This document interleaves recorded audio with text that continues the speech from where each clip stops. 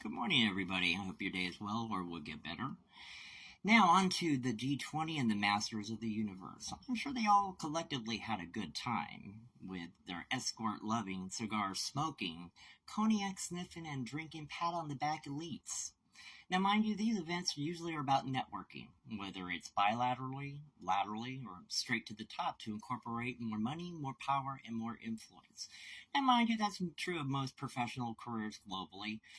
That's what you do. You talk shop and you find out about promotions and how to move ahead, basically, or essentially in your career.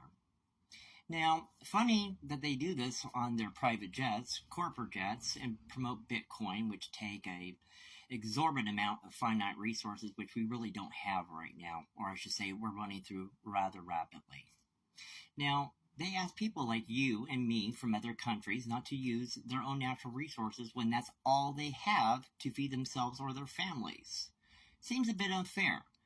I would wonder what the solution is to that. And as for the United States having to put their 2 cents forward and in as being leaders of this world, well, hell, we're on the bottom of the totem pole when it comes to recycling.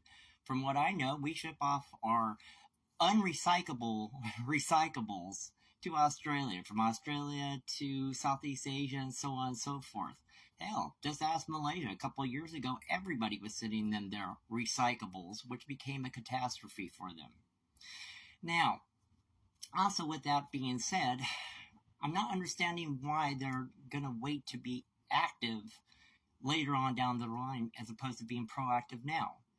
I believe Asia is an outstanding example of recycling right now, not only from their raw food to their garbage, but to their water. Now, pay attention to the word water. Now, mind you, collectively around the world, there's not a lot of places that do what Asia is doing right now, which is manufacturing these underground, pretty much mini cities. They're huge facilities that collect all the street water and rainwater, flow it through a rigorous filtration process, and voila. Now, right now in the United States, we're running out of water on the coast. We're running out of water in the Midwest. I've already mentioned this before. Our aquifers are tapped dry at this point.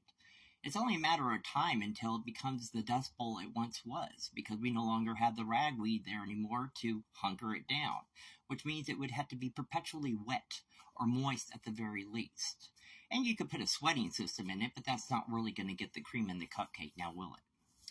So, once again, what do we do? Well, I'm sure we're going to do what we have always done. We're going to wait until something of a catastrophe happens, and it is so far gone, we're not going to be able to ever fix it. They know this, but as far as I'm concerned, it gives them an opportunity to congratulate themselves on what powerful and great people they are. And on that note, in the words of the great Chris Rock, the money is not in the cure. It's in the medicine. That's just my thought. That's just my opinion. I hope you guys all have a great day. I welcome your commentary. I thank you for listening. Be good to yourself. Be good to others. And I'll talk to you soon.